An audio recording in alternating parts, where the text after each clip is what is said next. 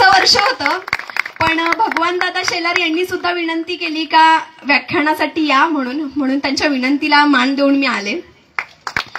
मी माझे विचार इथे मांडते. आई जगदंबेला स्त्रीच्या रूपात पडलेलं सर्वात गोरगमट स्वप्न राजमाता राष्ट्रमाता मासाहेब जिजाऊ यांना वंदन करते. ज्या व्यक्तिमत्वाने तुमच्या आमच्याच नव्हे तर महाराष्ट्रातील तमाम राष्ट्रभक्ताच्या मनात आभाळ व्यापलंय, ज्यांचा गौरव करताना स्वामी विवेकानंद म्हणतात की छत्रपती शिवाजी महाराज म्हणजे भारत मातेच्या अस्मितेचं यथार्थ प्रतीक असलेले भारत मातेचे आदर्श सुपुत्र अशा छत्रपती शिवाजी महाराजांना वंदन करते. स्वराज्य संकल्पक शहाजी राजे यांना वंदन करते. जण भक्तीचे न चौधाणले तुमच्यावरी भाव, रियासतीवर नसे नोंदले कोणी तुमचे नाव, जरी न भात गाती डफावर तुमचे यशोगान, तरी सफलच झाले तुमचे बलिदान, तरी सफलच झाले तुमचे बलिदान. शिवछत्रपतींनी उभारलेल्या स्वराज्याच्या रक्षणासाठी ज्यांनी बलिदान देऊन हे स्वराज्य अबाधित राखलं अशा शिवपुत्र शंभूराजे यांना वंदन करते. ज्यांना प्रति शिवाजी म्हणून संबोधलं गेलं, ज्यांनी अखंड हिंदुस्थानावर 42 वर्ष राज्यकारभार केला अशा शंभूपुत्र हिंदपती छत्रपती थोरले शाहू महाराज यांना वंदन करते. शिवराय म्हणजे कोण? अवघा हिंदुस्थान गुलामीच्या गाढ झोपेत निजलेला असताना, परकीयांच्या मुलुकगिरीवर आपल्या तलवारी परतत असताना, सुलतानांच्या तख्ताखातर आपल्या सोऱ्यांचे रक्त तलवारीला पाजत असताना, एक उल्का तख्खन देशावर कोसळली जिने मराठा मंडळाचे डोळे क्रांतीच्या तेजाने दिपून टाकले. जिच्या जन्माच्या वेळी कोणाला वाटलं नव्हतं, पण गेल्या 3 शतकांचा गुलामीचा अंधकार ज्या सौदामिनीने उधळून टाकला त्या राजमाता राष्ट्रमाता मासाहेब जिजाऊंचे पुत्र म्हणजे छत्रपती शिवराय. मावळेनो, मराठेशाहीचा सूर्योदय याच कुशीतून झाला ज्यात हिंदुस्थानाचं भविष्य दडलं होतं. पण असं काय घडलं? कुठून ठिणगी पटली स्वराज्य निर्माण करण्याची? शिवाजी महाराजांचे वडील शहाजीराजे भोसले हे निजामाच्या दरबारात चाकरी करत होते आणि निजामाच्या दरबारात चाकरी करत असताना एक दिवस निजामाचा दरबार भरला. प्रत्येक सरदार निजामाला मुजरे करण्यासाठी दरबारात हजर होता.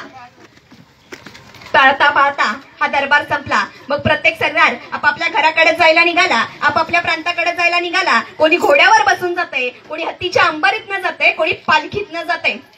त्यावेळी राजे लखुजीराव जाधव जिजाऊ मासाहेबांचे वडील हे आपल्या घोड्यावरून सिंदखेड राजाच्या दिशेने स्वार झाले. आणि त्याच वेळी निजामाच्या दरबारात काय घडलं? निजामाच्या दरबारात खंडागे नावाच्या सरदाराचा हत्ती पिसाळला आणि या पिसाळलेल्या चौताळलेल्या हत्तीनं कित्येक माणसं भिरभिर भिरभिर आकाशात उडवून दिली. कित्येक माणसांचा रक्ता मासाचा चिखल या हत्तीच्या पायाखाली झाला. या हत्तीला, पिसाळलेल्या चौताळलेल्या हत्तीला कैद करण्याची जबाबदारी निजामाच्या दरबारात 2 पथकांवर दिली गेली. पहिलं पथक जाधवांचं, दुसरं पथक भोसल्यांचं. जाधवाच्या पथकाचं नेतृत्व करत होते दत्ताजीराव जाधव अर्थात जिजाऊ मासाहेबांचे मोठे बंधू, आणि भोसल्यांच्या पथकाचं नेतृत्व करत होते संभाजीराजे भोसले अर्थात जिजाऊ मासाहेबांचे वीर. इतिहासात 3 संभाजी झाले. संभाजी महाराज हे समजून घ्या. पहिले संभाजी महाराज ते म्हणजे जिजाऊ मासाहेबांचे वीर, दुसरे संभाजी महाराज शिवाजी महाराजांचे भाऊ आणि तिसरे संभाजी महाराज शिवपुत्र शंभूराजे. हे 3 संभाजी महाराज समजून घ्या. पाहता पाहता या दोन्ही जाधवांच्या आणि भोसल्यांच्या पथकानं त्या चौताळलेल्या पिसाळलेल्या हत्तीभोवती गराडा घातला आणि त्याच वेळी त्या हत्तीनं जाधवांची 4-5 माणसं आकाशात उडवून दिली. आणि त्याच वेळी त्या जाधवांच्या पथकाचं नेतृत्व करणारे दत्ताजीराव जाधव चौताळले. अहो, एका हत्तीनं दुसऱ्या हत्तीवर चालून जावं तसे ते दत्ताजीराव त्या हत्तीवर चालून गेले. म्याणातूनच समशेर निघाली, सबदिशी वार झाला. हत्ती रक्ताच्या धारोळ्यात पडला. तसे संभाजीराजे त्यांना म्हणाले, अरे दत्ताजी, हा हत्ती मारायचा नव्हता, हा हत्ती मारायचा नव्हता तर हा हत्ती कैद करायचा होता. असं दोघांमध्ये बोलणं सुरू झालं, वादविवाद सुरू झाला, समशेरीवर समशेरी आदळायला सुरुवात झाली. आणि त्याच वेळी त्या संभाजीराजांनी दत्ताजीरावांचा घात केला. दत्ताजीराव रक्ताच्या धारोळ्यात पडले. हीच बातमी हीच बातमी त्या सिंदखेड राजाच्या दिशेने जाणाऱ्या लखुजीरावांच्या कानी पडली. लखुजीरावांनी पुन्हा घोडा माघार फिरवला. निजामाच्या दरबारात आले. पाहतात तर काय, दत्ताजीराव रक्ताच्या धारोळ्यात. लखुजीरावांनी संभाजीराजांवर चाल केली. पुन्हा समशेरीवर समशेरी यायला सुरुवात झाली. आणि बघता बघता त्या लखुजीरावांनी त्या तरण्या ताट्या संभाजींचा घात केला. एकीकडे जाधवांची माणसं आली, दत्ताजीरावांच्या प्रेताला घेऊन गेली. दुसरीकडे भोसल्यांची माणसं आली, संभाजीराजांच्या प्रेताला घेऊन गेली. एकीकडे जाधव रडतायत, एकीकडे भोसले रडतायत. पण जिजाऊ मासाहेबांनी रडावं कुणासाठी? एकीकडे एकीकडे भाऊ आहे, एकीकडे दीर आहे. तरी जिजाऊ रडत होत्या या अखंड महाराष्ट्रासाठी, इथल्या रयतेसाठी, या मराठ्यांसाठी. आणि जिजाऊंनी त्या शिवनेरीवर शिवाई देवीला साकडं घातलं. हे शिवाई देवी, हे शिवाई देवी, गोरगरिबांचं राज्य येण्यासाठी, बहुजनांचं राज्य येण्यासाठी, दिनदुबळ्यांचं राज्य येण्यासाठी, मराठ्यांचं राज्य येण्यासाठी मला असा एक पुत्र दे.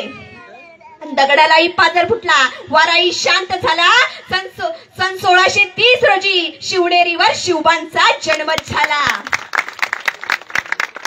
मावळ प्रांतातील काटक मावळ्यांना एकत्र करून शिवाजी महाराजांनी त्यांना स्वातंत्र्याचा मूलमंत्र दिला.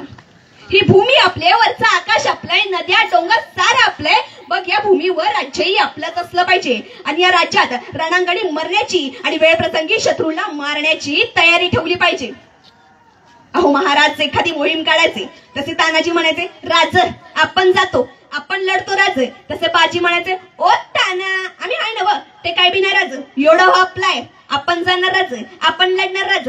तसे बाजी म्हणायचे ओ बाजी कवापासून नंबर लावून बसलेलं का सर माग, ही मोहीम आपली आहे, आपण जाणार राज, आपण लढणार राज, आपण मरणार राज. अहो जगाच्या पाठीवर तसा पहिला काळ आहे जिथं माणसं मरण्यासाठी स्पर्धा करतायत, मरण्यासाठी. युगप्रवर्तक का म्हणायचं महाराजांना? महाराजांनी स्पष्ट सांगितलंय, उगवत्या सूर्याचा रंग भगवा आहे, आम्ही हिंदू म्हणत नाही त्याला. निसर्गाचा रंग हिरवा आहे, आम्ही मुस्लिम म्हणत नाही त्याला.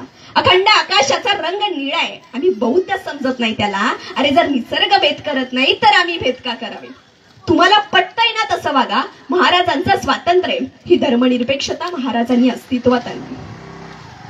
कोणत्याही कार्यात यशस्वी व्हायचं असेल ना तर त्याचं उत्तम उदाहरण म्हणजे नियोजन आहे. महाराजांनी आम्हाला सांगितलंय, अफजल खानाचा वध शिवाजींना जिंदा या मुर्दा पेश करतोशी असं म्हणत अफजल खान विजापूरहून 40,000 सैन्य घेऊन निघाला. 40,000.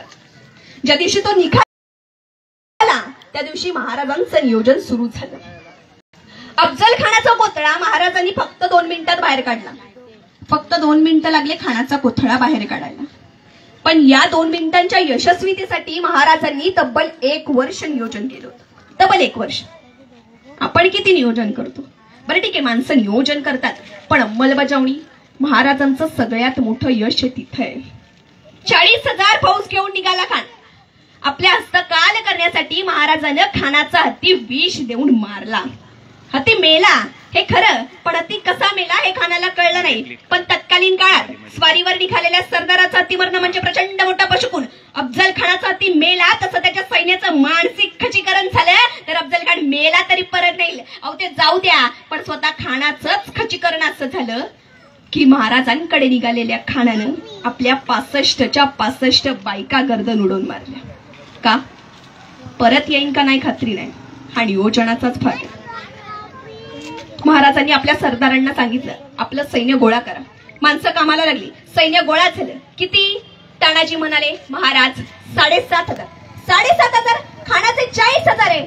महाराज आपले त्यापेक्षा वाढू शकत नाही. ठीक आहे, आपले वाढवता येत नाही ना, खानाचे कमी करायचे. 40,000 फौजांनी येणाऱ्या खानाला आता काय खिंडीतच गाठला पाहिजे. उघड्या बाजारात त्याच्याशी लढून उपयोगच नाही. का? कारण त्याचे 40,000, आपले 7,500 मरण्याशिवाय पर्याय नाही. मग डबल नियोजन. उघड्या बाजारात नाही तर काय खिंडीतच गाठला पाहिजे, आणि म्हणून तेवढ्यासाठी निवडला महाराजांनी प्रतापगड. कंदाट जंगलांचा, झाडाझुडपांचा, दिवसात सुद्धा सूर्य जिथे जमिनीवर बसत नाही, अहो माणसाची बात सोडा, पाखरं सुद्धा जिथं फिरकत नाही, असा भयान प्रतापगड. खानाला कळालं. राजांनी प्रतापगड जवळ केला.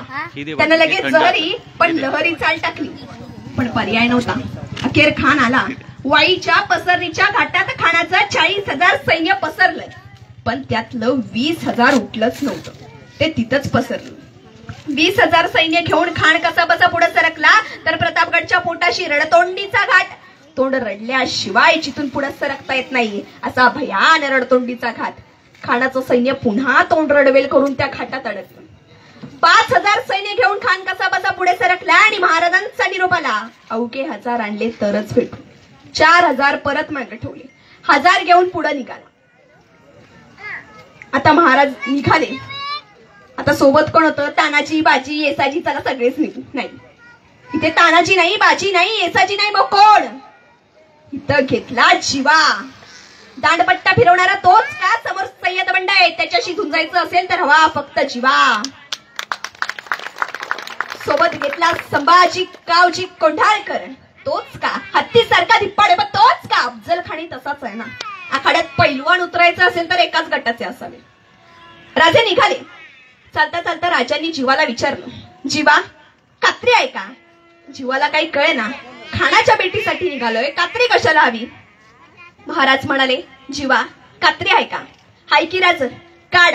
आमची दाढी बारीक कर, आमची दाढी बारीक कर जीवा. का? भेटीच्या वेळी जर खानाने हातात घ्यायची म्हटली तर त्याच्या हातात बसणार नाही, इतकी बारीक कर. बारीक नियोजन केलं होतं महाराजांनी. प्रत्येकाला जबाबदारी वाटून दिली. जीवा महालाला सांगितलं, तू आमच्या बरोबर आज शामियाण्यात यायचं, पण तू माझ्याकडे बघायचं नाही, तू खानाकडे बघायचं नाही, तू कृष्णाजीकडे बघायचं नाही, तू फक्त सय्यद बंडाला बघायचं, बास. संभाजी कावजी कोंडाळकरला सांगितलं, तू आमच्या बरोबर आत यायचं नाही, तू शामियाण्याच्या बाहेर, पण तू माझ्याकडे बघायचं नाही, तू खानाकडे बघायचं नाही. आमच्या दोघांचं आत काय चाललंय तुला देणं घेणं नाही, पण आपल्याला खाड जर का जिवंत बाहेर आला तर त्याला जिवंत ठेवायचं नाही. प्रत्येकाला जबाबदारी वाटून दिली. दुपारी 12-12:30 वाजता निघालेले राजे बरोबर 2 वाजता खानाच्या छावणीपाशी पोहोचते. खानाला वर्दी मिळाली. शिवाजीराजे येतायत. तसा खान उठून उभा राहिला. समोर पाहिलं 5-5.5 फूट उंचीचे शिवाजीराजे आज ते कदम येताना दिसले. खानाने विचारलं, ये हे शिवाजी? वकिलाला वान वळवली. त्याच वेळी राजे गाळाभेटीसाठी पुढे आले. खानानं राजांची मान दाबली. खानाची कट्यार राजांच्या मस्तकावरून निसटली. दगा झाला. राजांची वाघड निघाली. बसली खानाच्या पोटात. दगा करत खान कडाडला. शिवाजी महाराज की. त्याच वेळी वेसाजीरावांच्या मस्तकावर वार केला. राजे फेकडले आणि या संधीचा फायदा घेत सय्यद बंडा पुढे आला. सय्यद बंडाचा दांडपट्टा राजांच्या मस्तकावर चालणार तूच. जीवा महालाचा दांडपट्टा सय्यद बंडाचा हात छाटून रेतात झाला आणि म्हणूनच इतिहास फुटफुटला. होता जीवा म्हणून वाचला शिवा. जीवाला जीव देणारी माणसं महाराजांनी या मातीत उभारली. शून्यातून विश्व निर्माण करण्याची प्रेरणा आम्हाला शिवाजी महाराजांकडून मिळते. पुरंदरासह 23 किल्ले मुघलांना बहाल केले तेव्हा स्वराज्यात फक्त 16 किल्ले होते. आणि अवघ्या 9 वर्षात महाराजांनी स्वतःचा राज्याभिषेक केला तेव्हा स्वराज्यात 361 किल्ले होते. माघार घ्यायची नाही, महाराजांनी आम्हाला शिकवलंय. 6 जून 1674 रोजी महाराजांचा राज्याभिषेक झाला. शिवाजी महाराजांनी छत्रपती म्हणजे सार्वभौम राजा झाल्याची उद्धट घोषणा केली. 6 जून 1674 रोजी जेव्हा महाराजांचा राज्याभिषेक झाला ना तेव्हा महाराष्ट्र हे जगातलं सगळ्यात पहिलं सार्वभौम राष्ट्र म्हणून घोषित झालं. जगातलं सगळ्यात पहिलं सार्वभौम राष्ट्र. आज आम्हाला पैसा हा फार महत्वाचा वाटतो. मावळनो, कनेरगड नावाचा, चांदवड जवळ कनेरगड नावाचा एक किल्ला आहे. महाराजांनी या किल्ल्याची सुभेदारी दिली रामजी पांगेराला.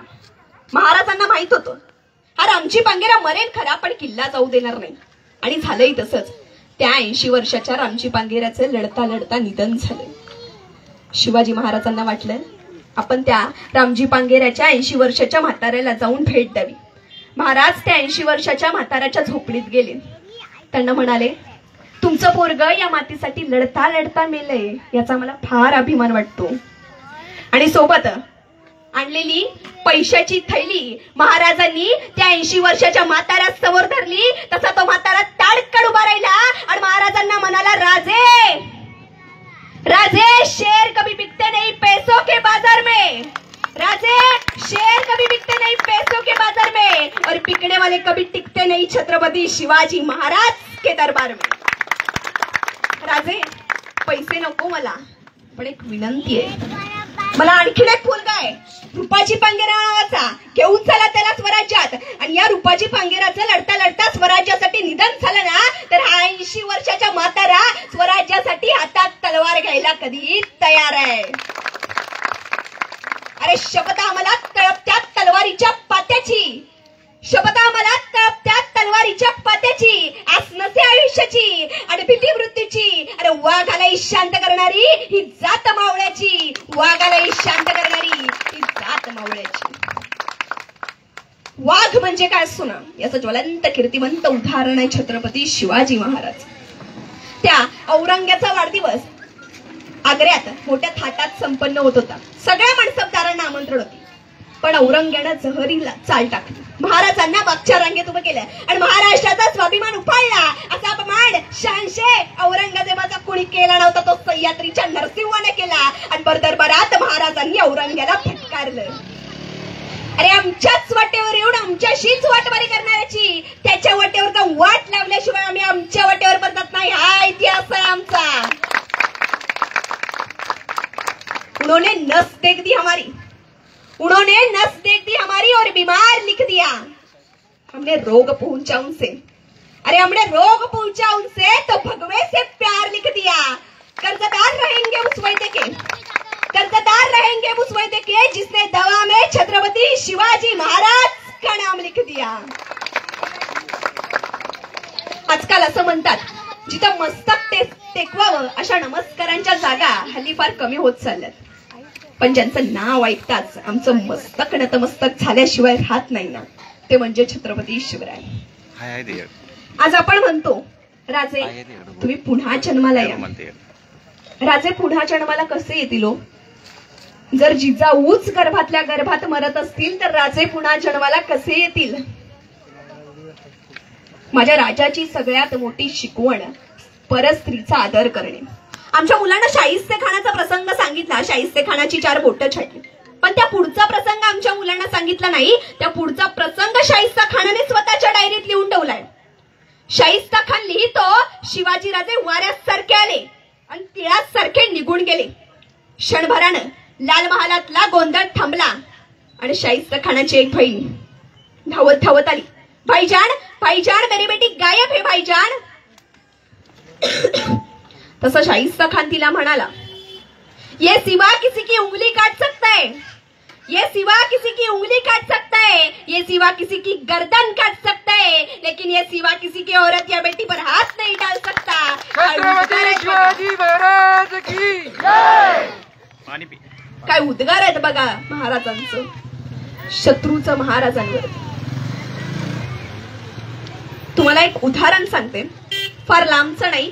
2020-21चा कालावधी, लॉकडाऊन, पेशंट, कोरोना याच्याशिवाय आपल्या कानावर काही बातमी पडत नव्हती. मग याच्यामध्ये काही जणांचं नुकसान झालं, काही जण खचून गेले. मला सांगा, शिवाजी महाराज आग्र्याच्या कैदेत होते तेव्हा महाराज 1 वर्ष कैदेत होते. महाराज जर तेव्हा खचून गेले असते तर पुन्हा स्वराज्यात आले असते का? नाही. काय केलं महाराजांनी? तर या मिळालेल्या वेळेचा उपयोग केला. या मिळालेल्या वेळेत नियोजन केलं, इथून सुटका कशी होईल याचं नियोजन केलं. अयशस्वी का आम्ही, दुःखी का? आम्ही राहतो वर्तमान काळात, विचार मात्र भूतकाळाचा करतो. आपण वर्तमान काळात राहत असताना भविष्यकाळ कसा स्थैर्यशील आणि सुरक्षित बनवता येईल हे आपण बघितलं पाहिजे. हा लॉकडाऊनचा कालावधी होता, त्यात आपण नियोजन करायला पाहिजे होतं, हे आता आपल्याला कळते. कारण तेव्हा सगळ्यांकडे वेळ होता, सगळ्यांकडे. माणसाला दिवसातले 24 तासच भेटतात का? असं नाहीये, कोणाला 12 तास भेटतात, कोणाला अर्धे भेटतात, सगळ्यांना 24 तास भेटतात. माणूस त्याचं नियोजन कसं करतो हे त्याच्यावर अवलंबून असतं. एक निष्ठेचा प्रसंग मला इथे आवर्जून सांगावासा वाटतो. महाराज गोवळकोंड्याच्या स्वारीवर निघालेले महाराज गोवळकोंड्याच्या स्वारीवर निघालेले तेव्हाचा हा प्रसंग. महाराज दक्षिण दिग्विजयाला निघालेत, गोवळकोंड्याला निघालेत. महाराज पालखीत आहेत, मागा पुढे सैन्य. अचानक महाराजांची पालखी थांबली. महाराजांना काही कळेना. पालखीचा पडदा सरकला. समोर बघितलं रखरखत रणरक्त वाळवंट, म्हणजे गोवळकोंडू अजून कोस दूर. मग पालखी का थांबावी? महाराजांनी शिलेदाराला विचारलं, पालखी थांबवायचं प्रयोजन? तसा शिलेदार म्हणाला, महाराज गोवळकोंड्याचे बादशाह कुतुबशाह स्वतः जातीने आलेत. महाराजांना आश्चर्य वाटलं. गोवळकोंडा अजून कोस दूर, मग बादशाह इथं? महाराज पालखीतनं खाली उतरले. समोर बघितलं गोवळकोंड्याचा बादशाह कुतुबशाह.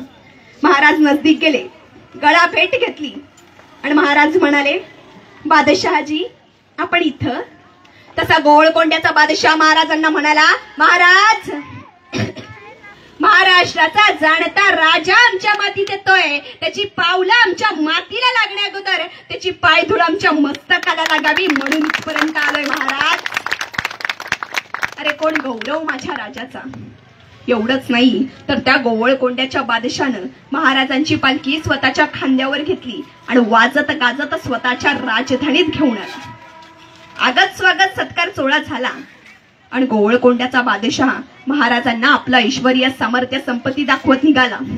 महाराज ही आमची अस्त्रशाळा, इथं नाना प्रकारची अस्त्र तयार केली जातात. महाराज पाहत राहिले, महाराज ही आमची शस्त्रशाळा, इथं नाना प्रकारची शस्त्र तयार केली जातात. महाराज पाहत राहिले, महाराज ही आमची अश्वशाळा, इथं जातीवंत घोड्यांची पैदास केली जाते. महाराज पाहत राहिले आणि महाराज ही आमची हत्ती शाळा, हजारोंच्या रांगेत उभे असलेले बलाढ्य आणि बुलंद हत्ती नजरेत मावत नव्हते. महाराज भारावले भारावले पुरते भारावले आणि महाराजांची ती भारावली नजर बघून गोवळकोंड्याचा बादशाह महाराजांना म्हणाला, महाराज आपल्याकडे सुद्धा आमच्यासारखे असे हत्ती असतीलच की.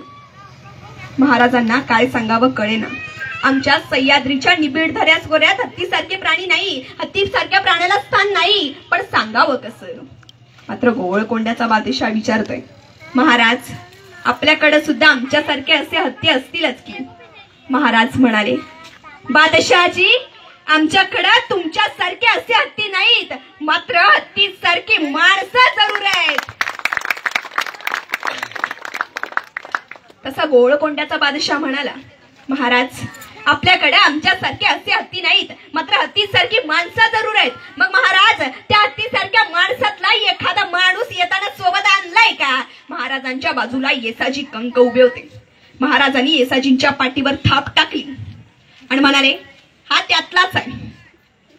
तसा गोवळकोंड्याचा बादशाह म्हणाला, हा येसाजी हत्तीसारखा, हत्तीच्या ताकदीचा. मग महाराज तुमचा हा येसाजी आमच्या एखाद्या हत्तीशी झुंज करेल का? तसे येसाजी सरदिशी पुढे झाले.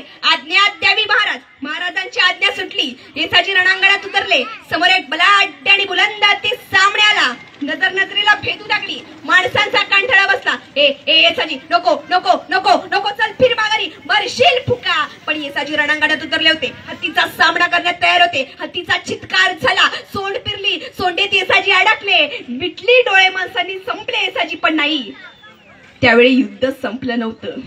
येसाजी आकाशातून निघाले होते. समशेर तापली होती. एक बेभान भयानक चित्कार घुमला होता आणि सोंड छाटला. हत्ती ढासळला होता. महाराष्ट्राच्या हत्तीनं कर्नाटकच्या हत्तीचा पराभव केला.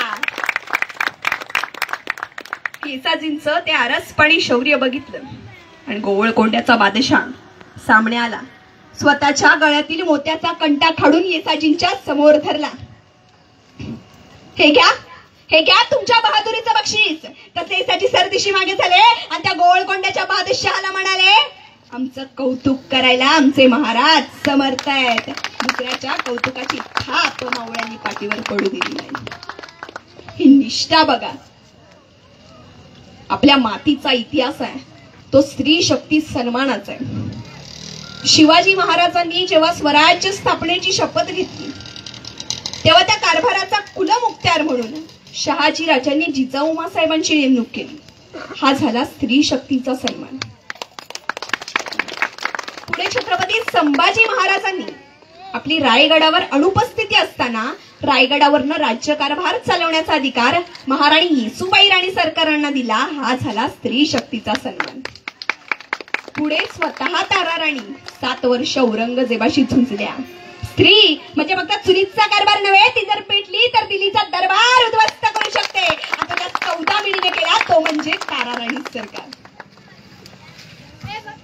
पुढे हिंदपती छत्रपती थोरले शाहू महाराज, शंभूपुत्र शाहू महाराज यांनी त्र्यंबकेश्वरराव दाभाडे यांचं युद्धात निधन झाल्यावर इतिहासात पहिल्यांदाच एका सैन्याच्या सेनाधीशपदी एका स्त्रीची नेमणूक केली, अर्थात उमाबाई दाभाडे यांची नेमणूक केली. हा झाला स्त्री शक्तीचा सन्मान.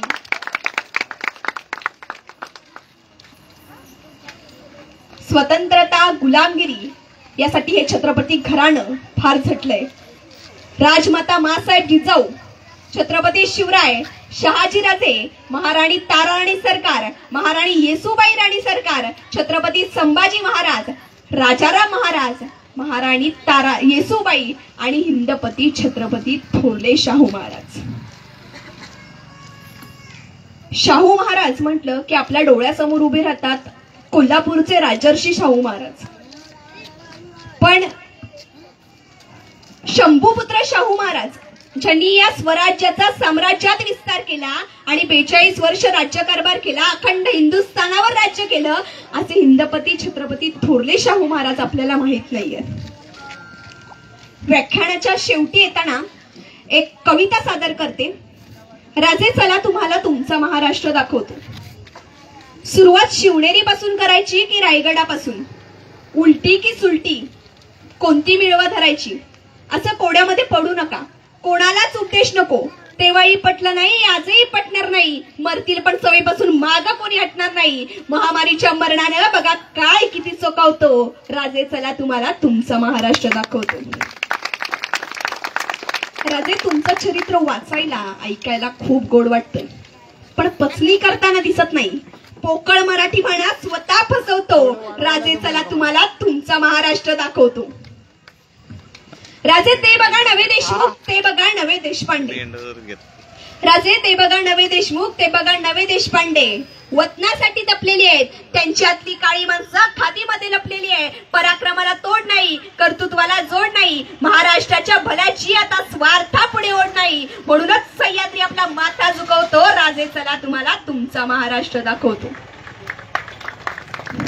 राजे ज्यासाठी जानकी बाजी लावावी तो खिंडीमध्ये गाठतोय. आधी लगीन कोंडाण्याचं मग माझ्या रायबाचं असं म्हणण्याची तानाजीत हिंमत राहिली नाही. जो तो सोयीप्रमाणे इतिहासाला वाकवतो. राजे चला तुम्हाला तुमचा महाराष्ट्र दाखवतो. राजे तानाजी बाजी मुरारबाजी आता इथे भेटण्याची आशा नाही. खूप झाल्या सेना हो, खूप झाले सेनापती. वाईट वाटण्याचं कारण नाही, कारण आजच्या राजकारणाचीच ही दाटणी आहे. निष्ठा दाखवायची घुमघुमी येतात, डिजिटल फ्लेक्स लगावतो. राजे चला तुम्हाला तुमचा महाराष्ट्र दाखवतो. राजे शेतकऱ्यांची अवस्था अशी, राजे शेतकऱ्यांची अवस्था अशी जसा वेढ्यामध्ये पन्हाळा आहे. 12 महिने 13 त्रिकाळ त्यांच्या आयुष्यातच उन्हाळा आहे. राजे चुकूनही पाहू नका त्यांची अवस्था कशी आहे. राजे चुकूनही पाहू नका त्यांची अवस्था कशी आहे. विषासाठी पैसा नसेल तर घरच्या आडूलाच फसे. व्याजानं व्याज थकतो तरी विचारतो हप्ता का रे थकावतो. राजे चला तुम्हाला तुमचा महाराष्ट्र दाखवतो. राजे जसं राजकारणाचं तसं साहित्याचं झालंय. सहकार्याचं सुकार्याला बकासूर रूप आलंय. आया बहिणींच्या इज्जतीची समस्या इथे जटिल आहे. जणू नाक्या नाक्यावर रांजाचा पाटील उभा आहे. राजे लोकशाहीचा पाया तुम्ही, राजे लोकशाहीचा पाया तुम्ही. तुमच्या राजेशाही समोर माझा माथा झुकवते. राजे चला तुम्हाला तुमचा महाराष्ट्र दाखवते. जाता जाता मला एक गोष्ट आवर्जून सांगावी वाटते. छत्रपती संभाजी महाराज यांचे पुत्र शाहू महाराज, हिंद द्रुपदी छत्रपती थोरले शाहू महाराज यांचा इतिहास हा आपल्याला माहित नाहीये. ज्यांनी 42 वर्ष राज्यकारभार केला अखंड हिंदुस्थानावर. वयाच्या 7व्या वर्षी शाहू महाराज कैदेत सापडले होते.